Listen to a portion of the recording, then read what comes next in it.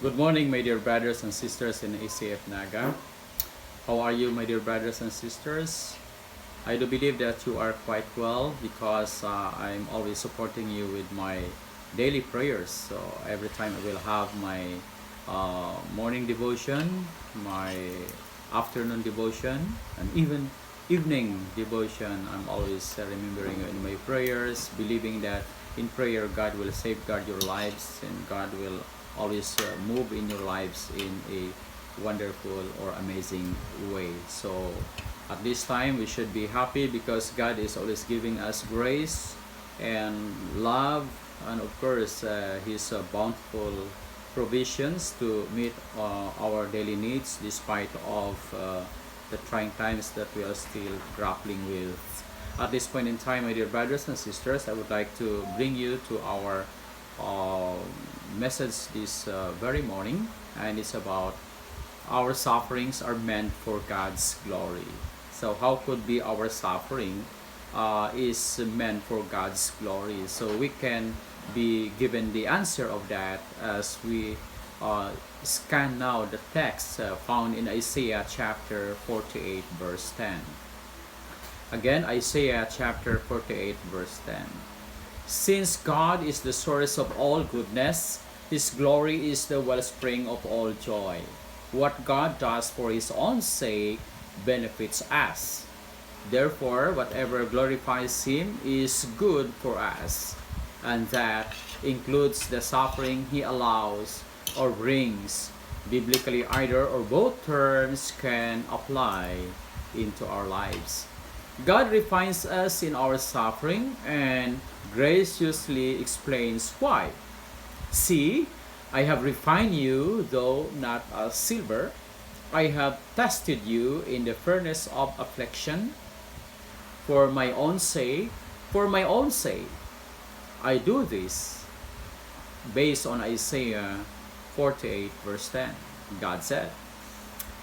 God repeats this reason if we don't understand that the universe is about God and His glory, and that whatever exalts God's glory also works for our ultimate good.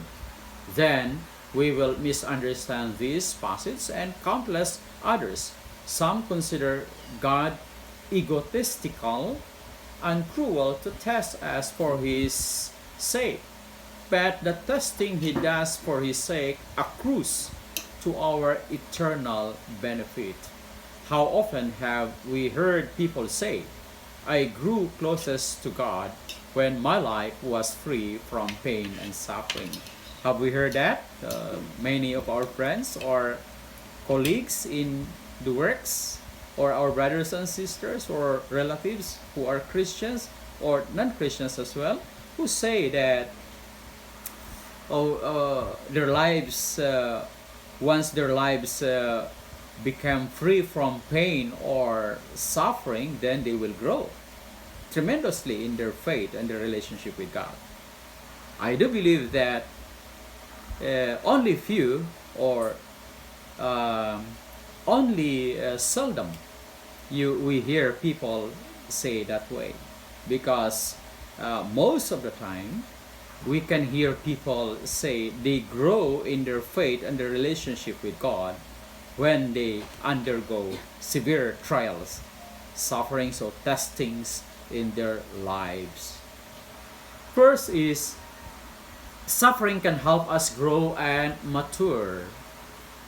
Joseph Chon, who faced much evil in communist Romania, once said, this world, with all its evil, is God's deliberately chosen environment for people to grow in their characters. The character and trustworthiness we form here, we take with us there to heaven. Romans and 1 Peter 4:19 make clear that suffering is a grace from God. It is a grace given us now to prepare us for living forever. Yung nakasulat dito sa Book of Romans At saka po sa 1 Peter chapter 4 verse 19 ay klarong-klaro na sinasabi na ang paghihirap or suffering ay grasya galing sa Diyos. At ito daw po ay grasya na binigay sa atin para i-prepare tayo sa ating pamumuhay sa piling ng Diyos. Magpawalang hanggan na pamumuhay is a preparation of the life hereafter. Mountain climbers could save time and energy if they reached the summit in an helicopter. But their ultimate purpose is conquest, not efficiency. Sure, they want to reach a goal, but they want to do so the hard way by testing their character and unresolved. God could create scientists, mathematicians, athletes, and musicians. He doesn't.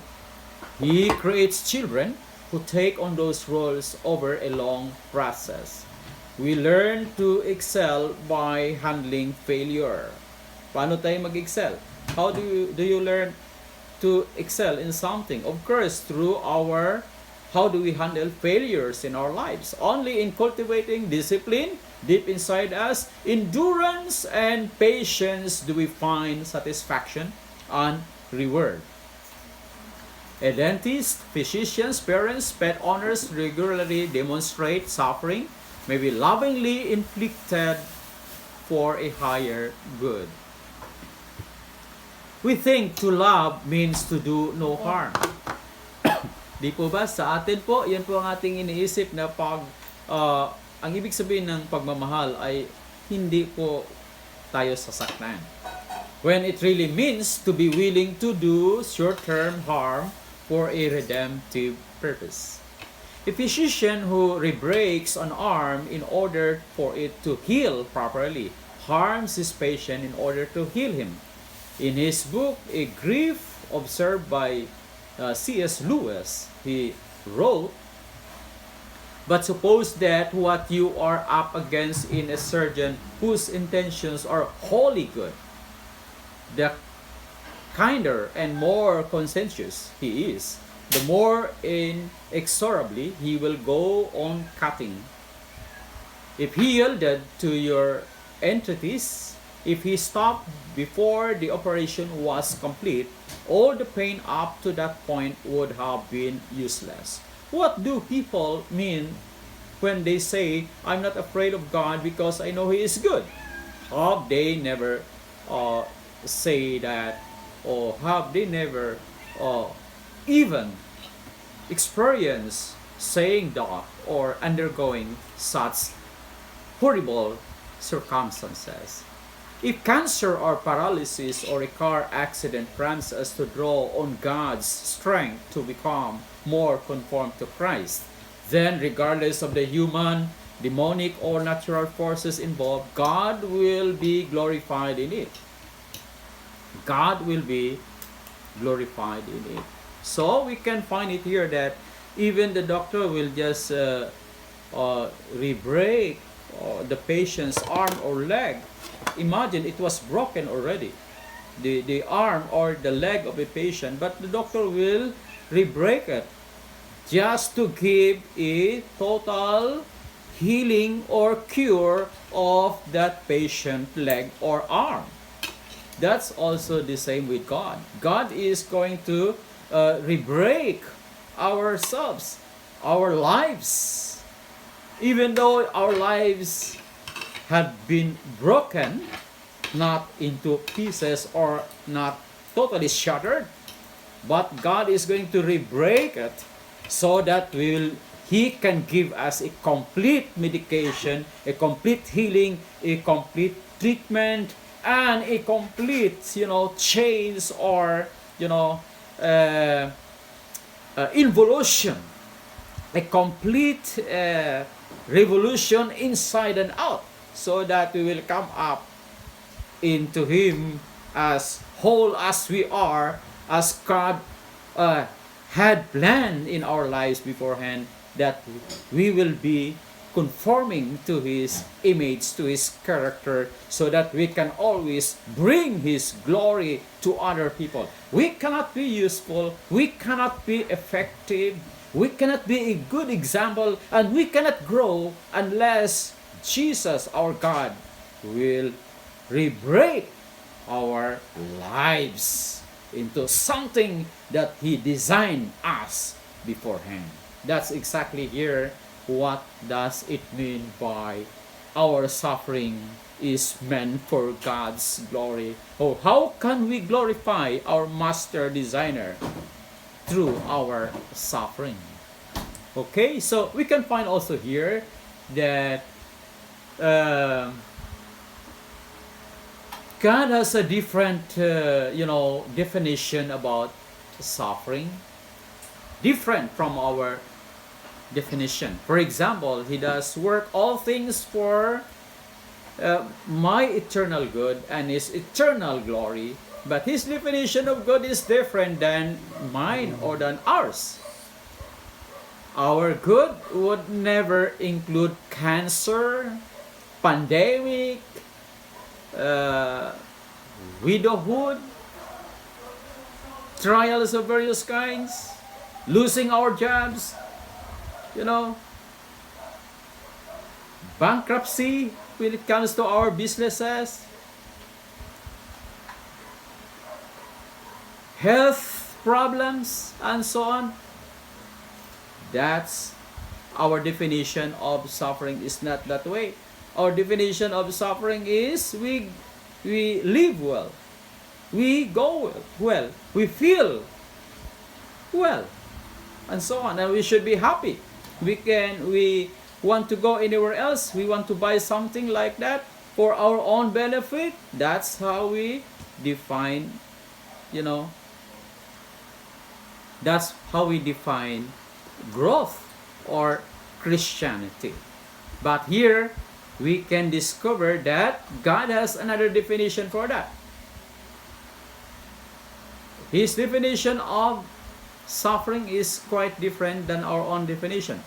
But cancer was good because of what God did, that He couldn't do any other way. Cancer was in fact necessary to make an individual Christian looks more like Jesus. So if undergoing a problem, health problem, or relationship problem, financial problem, whatever problem you are now facing, let's bear in mind that the problems you're undergoing right now are good in the eyes of God, because that's where God, refines us, so that what He designed us beforehand will just come out as whole as it is, so that His name will be given glory as He sees us as finished product of His master or His divine work in us. So here we can just understand the purpose of suffering. Sometimes we don't accept the fact that, oh, I have cancer or I have this kind of sickness. It's very hard for me to bear. And of course, I'm losing my job. I'm losing my close friends. I'm now losing the opportunities, something like that. Sometimes it's very hard for us to accept. It's not good for us as we define. But in God's eyes, it's good. If that would allow us to realize our shortcomings, our failures, our immaturity when it comes to our faith and commitment before God. If by allowing it to happen in our lives will purify us, will refine us, and will change us, and would draw us closely to God, then that's good in the eyes of God for us. God allowed what was best for us in light of eternity. Secondly, God sometimes uses suffering to punish evil. While personal suffering doesn't always come as punishment for sin, so hindi natin pwede naisip na kapag nagsasuffer tayo personally ay mayroon tayong kasalanan. It's not always that case, but it can be. This doesn't mean it never does. God speaks of bringing judgment on His children for participating in the Lord's Supper in an unworthy manner. We can find that in 1 Corinthians 11:27 to 32. David knew he had suffered because of his sin. Kahit si David, alam niya na nagsasuffer siya dahil may nagawa siyang kasalanan. We can find it in Psalm 32:3-4. Christ said, "Those whom I love, I rebuke and discipline." Lahat na minamahal ni Kristo ay nire-rebuke niya at nire-disiplina. We can find it in Revelation chapter 3, verse 19. God's occasional direct punishment in this life reminds us of judgment to come, just as His occasional direct rewards in this life remind us of coming reward. But we should never assume we know God's reasons when He hasn't made them plain. Thirdly, God can use suffering to display His work in us.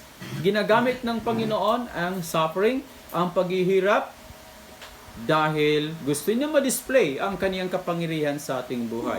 When Christ's disciples asked, whose sin lay behind a man born blind?